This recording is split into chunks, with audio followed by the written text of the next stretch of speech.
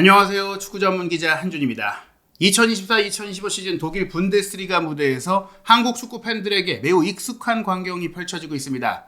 발빠른 두 명의 센터백을 하프라인까지 끌어올리고 상대 지역을 지배하는 공격 축구를 시도하다가 뒷공간이 무너지면서 또 많은 골을 주고 받는 경기를 하는 끝에 결국에는 결과를 챙기지 못하는 상황이 펼쳐지는 것. 손흥민 선수가 소속된 토트넘 허스퍼의 이야기가 아닙니다. 뱅상 콤파니 감독이 지휘봉을 잡고 또 시즌 초반에는 연전연승 어마어마한 골폭풍을 일으키면서 센세이션을 일으키던 바이에른 뮌헨의 경기인데요. 바이에른 뮌헨에는 또 다른 한국 대표 선수인 김민재 선수가 소속되어 있기 때문에 한국 팬들도 많이 지켜보고 있는 그런 팀인데, 이번 주말 분데스리가 6라운드 경기 프랑크푸르트와의 원정 경기에서 바이에른 뮌헨은 3대3 난타전 끝에 비겼습니다. 그리고 이 결과가 위기론으로 이어지고 있는 것은 최근 3경기 연속 무승의 늪에 빠지면서 초반 무패 행진 연승 행진의 순항이라는 그 기세를 잃었기 때문인데요. 김민재 선수가 이번 경기에 자신의 시즌 첫 골을 터뜨리지 못했다면, 깜짝 골을 넣지 못했다면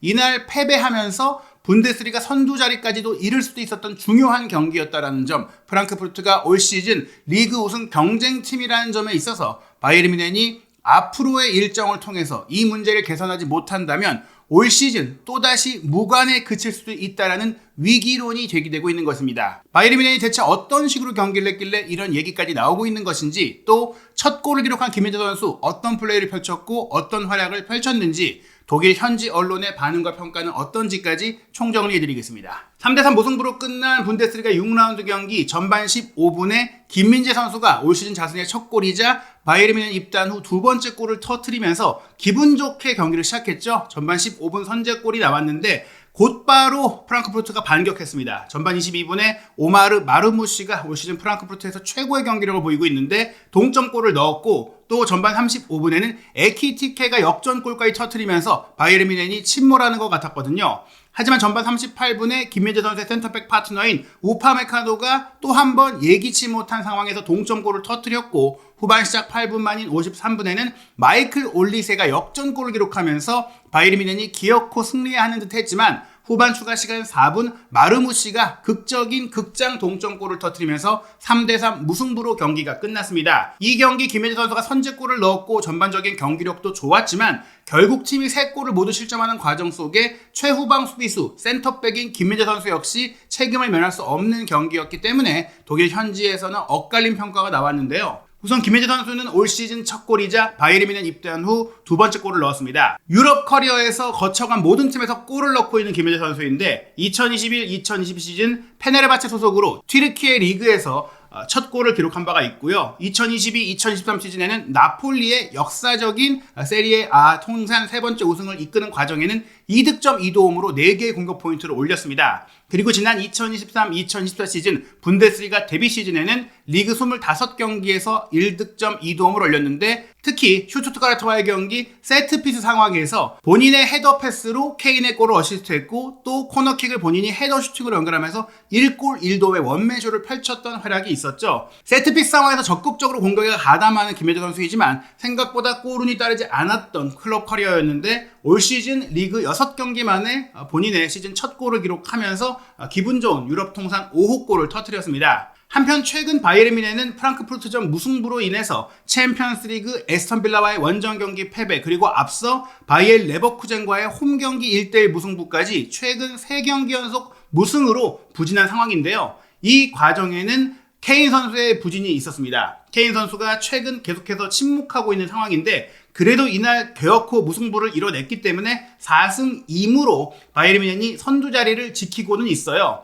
라이프치히도 4승 2무니까 승점은 같은 상태에서 골득 실차 우세로 1위를 지킨 것인데, 프랑크푸르트가 4승 1무 1패이기 때문에 승점 차이가 얼마 안 나고, 말씀드린 대로 이번 경기를 프랑크푸르트가 이겼다면 프랑크푸르트가 선두로 치고 올라갈 수 있었던 상황, 결국에는 지난 시즌 우승팀인 레버쿠젠을 포함해서 라이프치히와 프랑크푸르트가 바이에른 뮌헨과 치열한 선두 경쟁을 펼칠 수 있는, 바이에른이 결코 우승을 장담할 수 없는 흐름으로 시즌이 전개되고 있는 것입니다. 최근 바이에른 뮌헨이 이기지 못한 과정의 가장 큰 차이점은 연달아서 시즌 시작과 함께 많은 골을 몰아쳤던 케인 선수의 득점이 사라진 것인데요. 1대1로 비긴 레버쿠젠과의 경기부터 케인 선수는 침묵했고 에스턴 빌라전도 팀 전체에 득점이 없었고 이번 프랑크푸르트와의 경기는 결정적인 어시스트를 기록하긴 했지만 역시 상대의 밀집 수비를 풀어내지 못했습니다. 그러면서 케인의 리그 득점이 5골에 멈췄고 그러한 와중에 오마르 마루부시가 벌써 6경기 만에 8호 골을 기록하면서 케인이 지난 시즌 차지했던 분데스리가 득점왕 타이틀도 가져올 수 있는 그런 기세를 보이고 있습니다.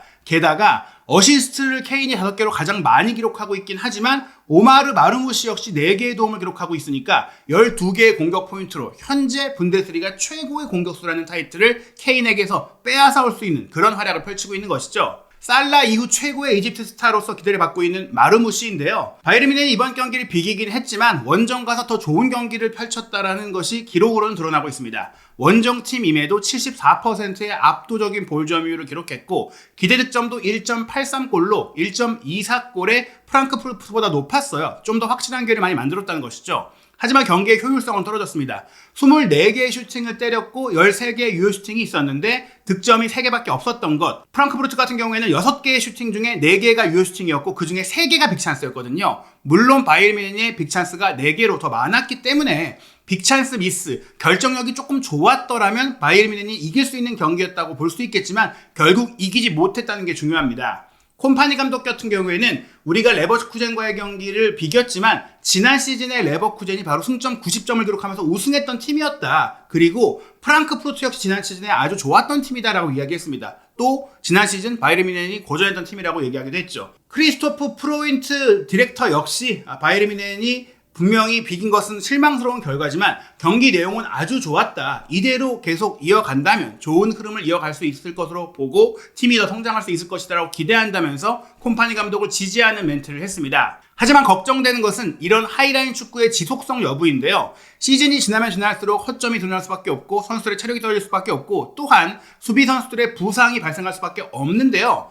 실제로 이날 경기 후반 45분에 우파메카노를 빼고 에릭 다이어를 투입할 수밖에 없었던 것은 우파메카노가 햄스트링 부상을 입으면서 교체 아웃할 수밖에 없었기 때문입니다. 그리고 3대2로 리드하고 있는 과정 속에 배후 커버 능력이 떨어지는 에릭 다이어가 들어왔기 때문에 결국 마르무시에게 동점골을 내주면서 승리를 지키지 못했던 것인데요.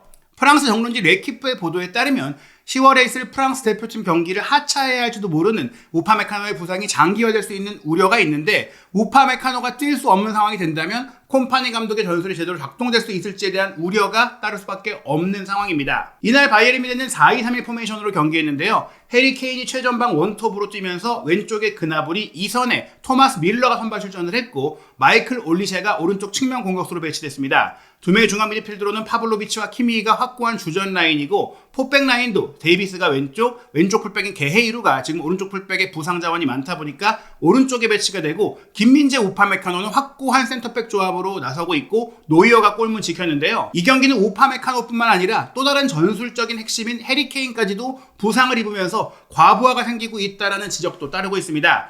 해리 케인 선수의 부진이 최근 3경기 연속 무득점으로 이어지고 있지만 그런 과정 속에서 어떻게든지 동료에게 기회를 연결해 주려는 분전은 있기는 했었어요. 4-4-2 대형으로 확실한 역습 축구를 구사한 프랑크푸르트를 상대로 전술적으로 어려운 경기를 펼쳤다. 지배하고 주도하면서도 골을 넣는 것은 어렵고 실점은 쉽게 나오는 상황이 되다 보니까 결국 수비수들의 부담이 커지고 있는 상황인데요. 통계 매체에서 매긴 평점을 보시면 김민재 선수가 7.4점의 평점으로 수비 라인 중에서 이제 센터백 중에 우파메카노보다 살짝 높은 평가를 받았고 이 통계 기록 기반이다 보니까 공격 기록이 많았던 하파엘 게헤이루가 7.7점을 받았는데 현장 취재한 기자들은 그래도 김민재 선수에게 수비수 최고 평점을 주고 있습니다. 그리고 통계 기록 기반으로 보더라도 김민재 선수가 팀 내 5위에 해당하는 높은 평가를 받기는 했어요. 이 경기에서 수비수로서 득점을 했기 때문에 평점이 높은 부분들도 있고 또 수비적으로도 클리어링 1개, 가로채기 1개, 그리고 태클 2개를 기록을 했고 3번의 그라운드 경합 중에 2번을 승리하면서 안정적으로 상대의 발밑 공격을 차단하기도 했습니다. 다만 5번의 공중볼 경합 중에 한 번밖에 이기지 못하면서 평소보다는 공중볼 차단에 조금은 어려움을 겪었던 상황도 있었는데요. 그래도 92%의 패스 성공률을 기록하면서 안정적인 빌드업을 구사하면서 본인의 능력을 꽤 잘 보여준 경기였다고 할 수 있겠습니다. 그렇다면 김민재 선수가 이 함실점에는 어떤 지분이 있고 또 어떻게 득점을 했는가를 경기 장면을 통해서 확인해 봐야 될 것 같은데요. 우선 전반 15분 코너킥 상황에서 밀러 선수가 정말 차분하게 김민재 선수에게 밥상을 차려줬죠. 깊숙하게 반대편 골대로 넘어왔던 패스를 밀러가 확보하고 본인이 슈팅할 거라고 모든 선수들이 생각하면서 온몸을 던질 때 뒤에 기다리고 있던 김민재 선수가 나에게 공을 달라고 손짓하는 것을 놓치지 않고 파악했고 슬쩍 밀어줬고 바로 슈팅을 때릴 수 있게 안정적으로 밀어줬습니다. 그 패스를 김민재 선수가 강하게 오른발 슈팅으로 앞에 많은 선수들이 모여 있음에도 그 머리 위로 통과시킬 수 있는 정확한 슈팅으로 이제 오른발 논스톱 슈팅을 마무리하면서 선제골을 넣었고 본인도 굉장히 기뻐했고 동료 선수들도 모두 수비수로서 많은 골을 넣을 수 있는 상황이 아닌 김민재 선수의 드문 득점을 많이 축하했는데요. 그러나 이 골 이후 잠깐 느슨해졌던 것인지 이후 수비 집중력이 급격히 떨어졌습니다. 특히 전반 22분에 김민재 선수가 이제 전진 수비 하프라인까지 이제 뛰쳐 올라오면서 상대 공격을 차단하려고 했고 실제로 공을 건드리면서 막아냈는데 그 공이 뒤로 흘렀을 때 크나우프가 빠르게 달려들면서 그 세컨드볼을 확보했습니다. 그 상황에서 배후 공간으로 침투하던 마르무시를 향해서 크나우프가 스루 패스를 줬고 이때 하파엘 게히르의 수비 복귀가 조금 늦었어요. 이미 라인이 너무 높다 보니까 사실은 아무리 빠르게 뛰어 들어와도 마르무시의 속도를 따라갈 수 있는 선수가 없는 상황이기도 했거든요. 왜냐? 김민재 선수 전진 수비를 했고 우파메카노도 굉장히 높은 위치, 거의 수비형 미드필드 위치까지도 올라갔기 때문에 그 뒤를 커버할 수 있는 물리적인 거리가 불가능했습니다. 결국 하파엘 게르에이로뿐만 아니라 바이에른 뮌헨의 두 센터백의 책임을 지우기에는 너무 수비가 리스키하게 전진했다는 것이죠. 결국 마르무시가 힘차게 치고 들어가서 시원한 슈팅을 때려 넣으면서 1대1로 동점을 만들었고요.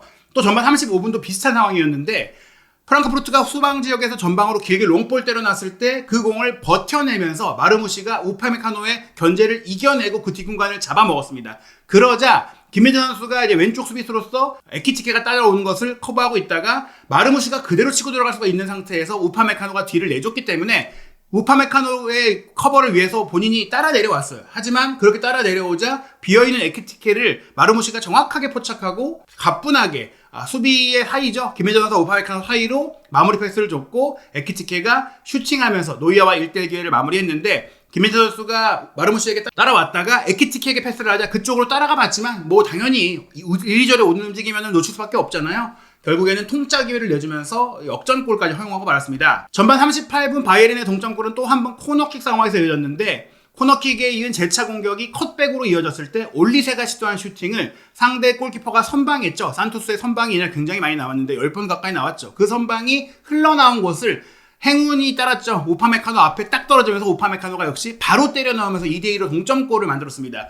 보기 드문 센터백 듀오의 득점이 모두 나왔었는데 결국 58분에는 게헤이루가 공격에 가담했을 때 찔러 넣은 패스를 케인 선수가 수비의 집중 견제 속에 감각적인 백힐 패스로 뒤로 리턴을 줬고 그 패스를 받은 올리세가 오른발 슈팅을 하는 척하면서 접어주고 왼발 가마차기 슈팅을 골문 구석으로 찔러 넣으면서 3대2로 앞서가는 또 한 번의 역전골을 터뜨렸습니다. 이 골이 터지면서 바이에른이 이기는 것 같았지만 말씀드린 수비의 문제, 하이라인을 유지하면서도 또 어떻게 보면 우파메카노가 부상으로 빠졌다면 다이어를 넣어야 했던 상황이라면 내려가서 수비를 했어야 되는데 다이어가 있는 상태에서도 이렇게 하프라인까지 수비라인을 끌어올렸던 바이에른 뮌헨은 상대의 롱볼을 김민재 선수가 껑충 뛰어올려서 헤더로 차단하긴 했지만 그 차단한 헤더 패스를 에빈베가 잘라서 자름과 동시에 수비 뒷공간으로 헤더 패스를 밀어 넣으면서 마르무시에게 연결했고 뒷공간이 뻥 열린 상태에서 마르무시가 이 공을 쥐고 다이어의 뒷공간을 너무나 쉽게 무너뜨리면서 또한 골키퍼와의 1대1 상황에서 침착한 슈팅을 때려 넣으면서 3대3 동점을 만드는 극장골을 터뜨리면서 경기를 무승부로 끝낸 것입니다.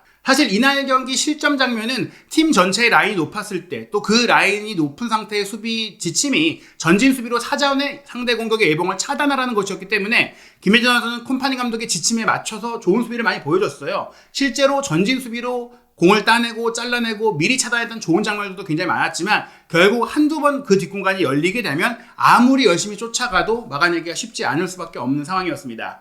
실제로 바이에른 지역신문인 타게스 자이퉁은 이날 3골을 실점했음에도 불구하고 김민재 선수에게는 평점 3점을 줬어요. 이 점수는 결국에는 공격 가담 시 수비 백코트가 늦었던 알폰소 데이비스, 하파엘 게헤이루 같은 풀백들의 문제가 더 컸다라면서 평점 4점을 준 것. 독일식 평점은 1점이 최고점이고 6점이 최저점, 3점이 중간 점수이고 4.5점, 6점이 못했다라는 평가고 1.2점이 좋은 평가잖아요. 이날 역전골을 넣었던 올리세가 그래도 좋은 장면을 많이 만들어냈고 또 우파메카노의 득점 과정에도 기점 슈팅을 연결했기 때문에 평점 1점을 받으면서 가장 높은 평가를 받았고 그 외에 중앙 지역에서 공격의 페이스메이커를 맡았던 조슈아 키미히가 2점을 받았고 또 그 외에 토마스 밀러가 김민재 선수의 골을 도우면서 2점을 받은 부분들이 있었는데 케인 선수는 4점으로 조금 안 좋은 평가를 받았습니다. 김민재 선수에 대해서는 프랑크푸르트의 공격을 최선을 다해서 막아냈지만 때때로 중앙이 너무 열려있다 보니까 또 후반전 막판 동점골을 내주는 상황에서도 본인이 뒤를 빠뜨리고 제대로 공을 처리하지 못하면서 책임이 있었다. 하지만 그 책임에도 불구하고